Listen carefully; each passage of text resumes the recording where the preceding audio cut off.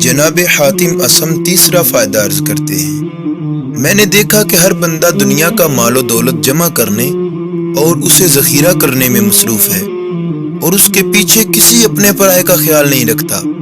اس کی وجہ سے نہ نماز کی فکر ہے نہ دیگر عبادات کی سوچ ہے، گویا کہ اس نے پیسے کو ہی اپنا دین اور ایمان بنا لیا ہے۔ تو پھر میں نے اللہ عز و جل کے اس فرمان لازوال پر غور کیا۔ خالق کائنات ارشاد فرماتا ہے، ما عندکم ینفد وما عند اللہ باق، کہ جو کچھ تمہارے پاس ہے وہ ختم ہو جائے گا اور جو اللہ کے پاس ہے وہ ہمیشہ رہنے والا ہے۔ لہٰذا میں نے جو کچھ جمع کیا تھا خالق کائنات کی رضا کے لیے فقراء اور مساکین کے اندر تقسیم کر دیا، تاکہ یہ رب کریم کے پاس ذخیرہ ہو جائے اور مجھے آخرت میں اس کا فائدہ پہنچے۔